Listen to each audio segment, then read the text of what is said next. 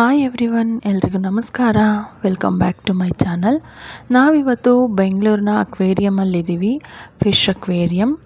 So ಹೀಗೆ ಈ side ಬಂದಿದ್ವಿ, ಮಗುನೂ ಕರ್ಕೊಂಡು ಬಂದಿದ್ದರಿಂದ ನೋಡ್ಕೊಂಡು ಹೋಗೋಣ ಅಂತ ಬಂದಿದ್ದೀವಿ.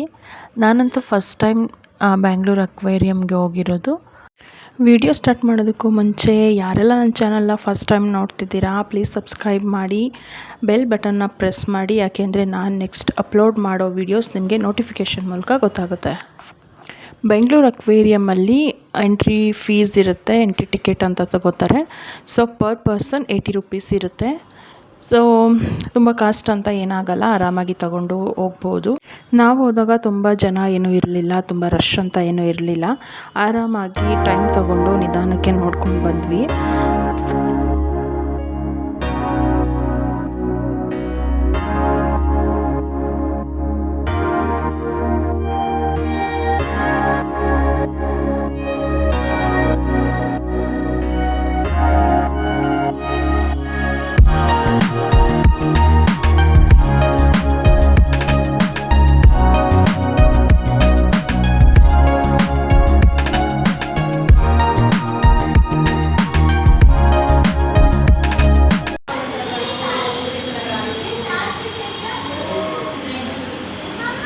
ನೋಡಿ ಲಾಬ್ಸ್ಟರ್. ನಾನು ಕೆಲವೊಂದು ಫಿಶಸ್ನ ವಿಡಿಯೋ ಮಾಡಿದ್ದೀನಿ. ಸೊ ಕೆಲವೊಂದು ತುಂಬ ಚೆನ್ನಾಗಿತ್ತು, ಕೆಲವೊಂದು ಆಲ್ರೆಡಿ ನೋಡಿದ್ದೀನಿ ಅನ್ನೋ ಥರ ಇತ್ತು. ಈ ಫಿಶ್ ಅಕ್ವೇರಿಯಮಲ್ಲಿ 3 ಫ್ಲೋರ್ಸ್ ಇದೆ. ಸೊ ಒಂದೊಂದು ಫ್ಲೋರಲ್ಲೂ ವೆರೈಟಿ ಫಿಶಸ್ನ ಇಟ್ಟಿದ್ದಾರೆ. 3rd ಫ್ಲೋರಲ್ಲಿ ಜಸ್ಟ್ ಚಿಕ್ಕ ಚಿಕ್ಕ ಮೀನುಗಳು, ಅದು ಮರೀನಾ ಇಲ್ಲ ಅದಿರೋದೇ ಹಾಗೇನಾ ಗೊತ್ತಿಲ್ಲ, ಬಟ್ ತುಂಬ ಚಿಕ್ಕ ಮೀನುಗಳನ್ನು ಅಕ್ವೇರಿಯಮಲ್ಲಿ ಹಾಕಿಟ್ಟಿದ್ರು. ಮಕ್ಕಳನ್ನ ಕರ್ಕೊಂಡು ಒಂದು ಟೈಮ್ ಹೋಗಿ ಬರ್ಬೋದು, ಚೆನ್ನಾಗಿದೆ ನೋಡೋದಕ್ಕೆ.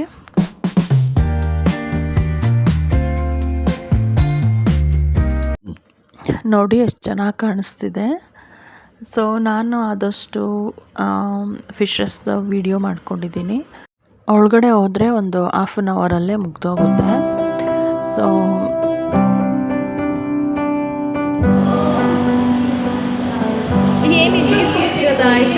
ನೀರು ಕುಡಿತಿರೋದ ಎಷ್ಟು ಮೇಲಕ್ಕೆ ನೋಡಿ ಎಷ್ಟು ಚೆನ್ನಾಗಿ ನೋಡಿ. ಫಸ್ಟು ಫಿಶಸ್ ಎಲ್ಲ ತುಂಬ ಕ್ಯೂಟ್ ಆಗಿ ಚೆನ್ನಾಗಿತ್ತು ನೋಡೋದಕ್ಕೆ.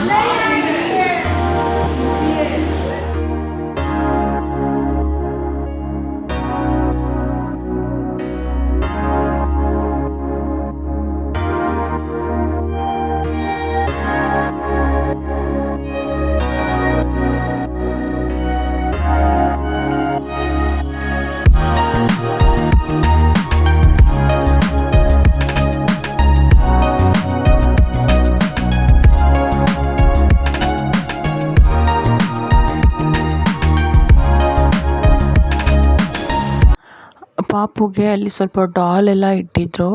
ಸೊ ಅದು ತುಂಬ ಇಷ್ಟ ಆಯ್ತಂತೆ. ಅದನ್ನು ನೋಡ್ಬಿಟ್ಟು ಫುಲ್ ಜೋರಾಗಿ ನಗ್ತಿದ್ದ, ಖುಷಿ ಪಡ್ಕೊಂಡು ಇಷ್ಟ ಆಯಿತು ಅಂತ. ಸೊ ನೋಡಬೇಕು ಅಂತ ಹೇಳ್ತಿದ್ದ. ಬಟ್ ಅಲ್ಲಿ ಒಳಗಡೆ ಕರ್ಕೊಂಡೋದ್ರೆ ಎಲ್ಲ ಎಳೆದು ಬಿಸಾಕ್ಬಿಡ್ತಾನೆ, ಆಟ ಆಡೋದೇ ಇಲ್ಲ. ಸೊ ಅದಕ್ಕೆ ಆಮೇಲೆ ಕರ್ಕೊಂಡೋಗಿ ಇಳಿಸ್ಬೇಕು. ಇದು ನೋಡಿ, ಇದು ಅಂಡರ್ ವಾಟರ್ ಅಕ್ವೇರಿಯಮ್ ಥರ ಇದೆ. ಅಂದರೆ ತುಂಬ ಇಲ್ಲ, ಸ್ವಲ್ಪ ಮಾತ್ರ ಇದೆ, ತುಂಬ ಜಾಸ್ತಿ ಇಟ್ಟಿಲ್ಲ. ನೋಡು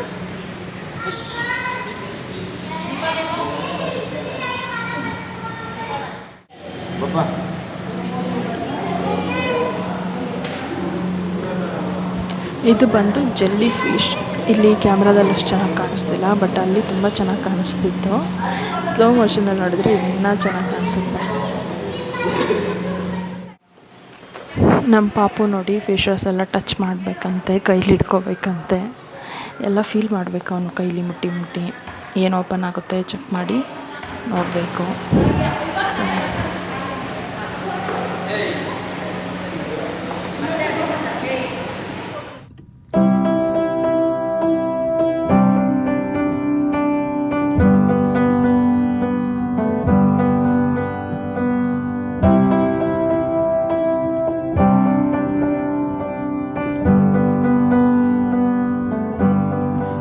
wish that I could cough out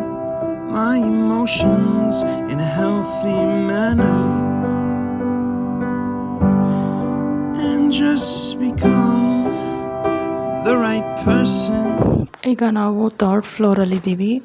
so ಇಷ್ಟೇ ಫಿಶ್ ಅಕ್ವೇರಿಯಂ. ಸೊ ನೋಡಿ, ಅದು ಲೈಟಿಂಗ್ಸ್ ಇರೋದ್ರಿಂದ ಸರಿ ಕಾಣಿಸ್ತಾ ಇಲ್ಲ. ಲಾಸ್ಟ್ ಫ್ಲೋರಲ್ಲಿ ಫುಲ್ ರೌಂಡ್ ಶೇಪಲ್ಲಿ ಈ ರೀತಿ ಲೈಟಿಂಗ್ಸ್ ಎಲ್ಲ ಬಿಟ್ಬಿಟ್ಟು ಚೆನ್ನಾಗಿ ಮಾಡಿದ್ದಾರೆ, ನೋಡೋಕೆ ಚೆನ್ನಾಗಿ ಕಾಣಿಸುತ್ತೆ. ಸೊ ಇಲ್ಲಿಂದ ಮೆಟ್ಲು ಇಳ್ಕೊಂಡು ಕೆಳಗಡೆ ಹೋಗ್ತಾ ಇದ್ದೀನಿ, ಏಕೆಂದರೆ ಅಲ್ಲೇ ಮುಗೀತು ಅಷ್ಟೇ ನೋಡಿದ್ದು. ಫಿಶ್ ಅಕ್ವೇರಿಯಂ ಎಕ್ಸಿಟಲ್ಲಿ ಈ ರೀತಿ ಒಂದು ಕ್ಯಾಂಡಿ ಮಿಷನ್ ಇಟ್ಟಿದ್ದಾರೆ.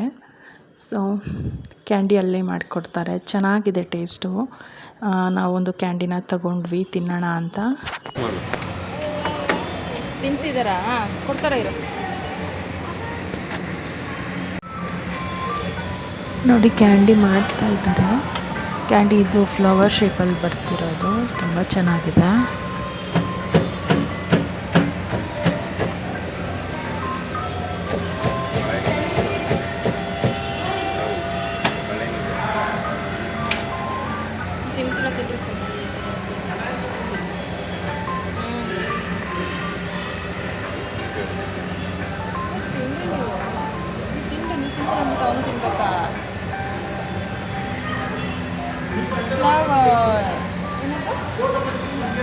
ಫ್ಲವರ್ ನಮ್ಮದು ನಾವು ಮಾಡಿದ್ದು ನಾವು ನೋಡುತ್ತೆ.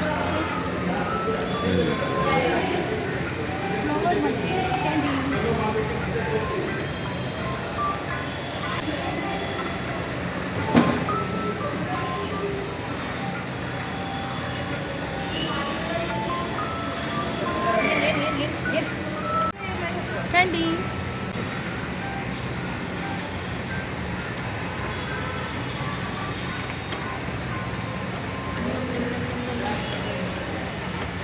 ಫೋಟೋ ಬರ್ತೀವಿ. ನಮ್ಮ ಪಾಪು ಏನು ಕೈ ಇಟ್ಕೊಂಡ್ರೂ ಕೊಡು ಕೊಡು ಕೊಡು ಅಂತ ಹೇಳ್ತಾನೆ. ನಮ್ಮ ಪಪ್ಪ ಹತ್ರ ಜಾಸ್ತಿ ಕೇಳ್ತಾನೆ, ಯಾಕೆಂದರೆ ಅವ್ನು ಕೇಳಿದ ತಕ್ಷಣ ಒಂದು ಸ್ವಲ್ಪ ತಿನ್ನಿಸ್ಬಿಡ್ತಾರೆ. ಬಟ್ ನಾನು ತಿನ್ನಿಸಲ್ಲ, ಅದಕ್ಕೆ ಅವನು ಪಪ್ಪ ಹತ್ರ ಏನಾದರೂ ತಿನ್ನುವಾಗ ಓಡೋಗ್ತಾನೆ, ತಿನ್ನಿಸಿ ಅಂತ. ಇನ್ನು 1.5 ಇಯರ್ಗೆ ಕ್ಯಾಂಡಿ, ಚಾಕ್ಲೇಟ್ಸು, ಬಿಸ್ಕೆಟ್ಸು ಇದೆಲ್ಲ ಕೊಡೋಕ್ಕೆ ನಂಗೆ ಇಷ್ಟ ಇಲ್ಲ. ಸೊ ಅಲ್ಲಿಂದ ನಾವು ಊಟ ಮಾಡ್ಕೊಂಡು ಹೋಗೋಣ ಅಂತ ಹೋದ್ವಿ. ಅಲ್ಲೇ ಪಕ್ಕದಲ್ಲೇ ಒಂದು ಹೋಟೆಲ್ ಇತ್ತು, ಅಲ್ಲಿ ಫಿಶ್ಶು ತುಂಬಾ ಫೇಮಸ್ ಅಂತೆ. ಸೊ ಮಂಗಳೂರಿಂದ ಡೈರೆಕ್ಟ್ ಅಲ್ಲಿಗೆ ಫಿಶಸ್ ಬರುತ್ತೆ.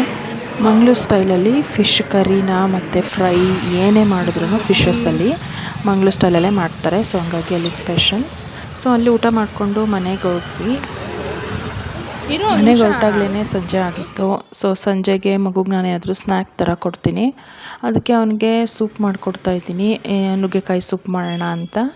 ಸೊ ಈ ನುಗ್ಗೆಕಾಯಿ ಸೂಪ್ ಮಾಡೋದಕ್ಕೆ ಒಂದು ನುಗ್ಗೆಕಾಯಿನ ತೊಗೊಂಡಿದ್ದೀನಿ, ಮತ್ತು ಒಂದು ಸ್ವಲ್ಪ ತೊಗರಿಬೇಳೆ, ಮತ್ತು ಒಂದು ಟೊಮೊಟೊ, ಒಂದು ಅರ್ಧ ಟೀ ಸ್ಪೂನಷ್ಟು ಜೀರಿಗೆ, ಮತ್ತು ಎರಡು ಬೆಳ್ಳುಳ್ಳಿನ ತೊಗೊಂಡಿದ್ದೀನಿ.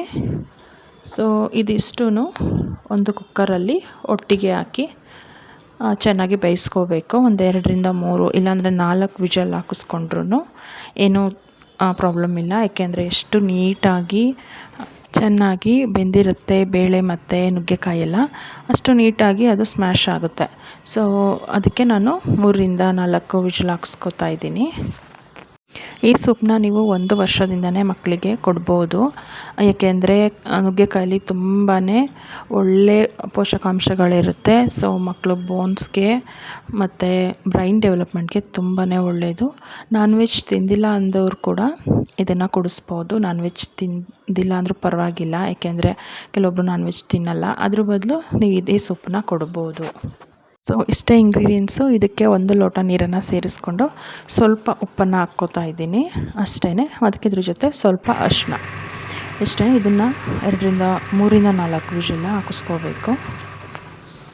ಸೊ ಆಗಿದೆ ವಿಷಲ್. ಈಗ ಕುಕ್ಕರ್ ತೆಗಿತಾ ಇದ್ದೀನಿ.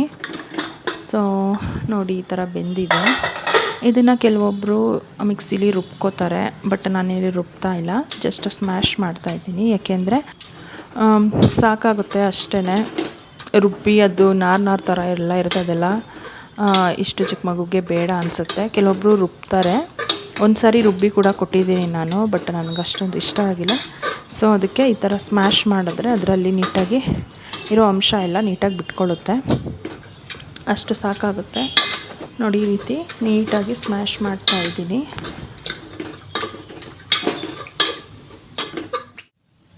ಸ್ಮ್ಯಾಶ್ ಮಾಡ್ಕೊಂಡಾದಮೇಲೆ ಒಂದು ಜರಡಿಯಿಂದ ಅದನ್ನು ಸಪ್ರೇಟ್ ಮಾಡ್ಕೋತಾ ಇದ್ದೀನಿ. ಅಂದರೆ ತಿಳಿ ಏನಿರುತ್ತೆ ನೀರು ಅದನ್ನು ಮಾತ್ರ ಒಂದು ಬಟ್ಲಲ್ಲಿ ಹಾಕ್ಕೊಂಡು ನಾನು ಅದನ್ನು ಮಾತ್ರ ಕುಡಿಸ್ತೀನಿ. ಸೊ ಬೇಳೆ ಅದನ್ನೆಲ್ಲ ಏನು ತಿನ್ಸೋಕ್ಕೆ ಹೋಗೋದಿಲ್ಲ, ಯಾಕೆಂದರೆ ನೀರಲ್ಲೇ ಎಲ್ಲ ಅಂಶನೂ ಬಂದಿರುತ್ತೆ. ಹಂಗಾಗಿ ನಾನು ಅದನ್ನೆಲ್ಲ ಏನು ತಿನ್ಸೋಕ್ಕೆ ಹೋಗಲ್ಲ. ನೋಡಿ ಸೂಪ್ ರೆಡಿಯಾಗಿದೆ. ಈ ರೀತಿ ಇರುತ್ತೆ ಸೂಪು. ಸೊ ತುಂಬ ಒಳ್ಳೆಯದು ಮಕ್ಕಳಿಗೆ ಕುಡಿಸಿದ್ರೆ.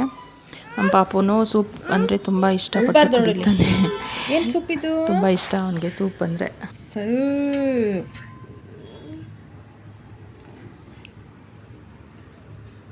Yummy soup.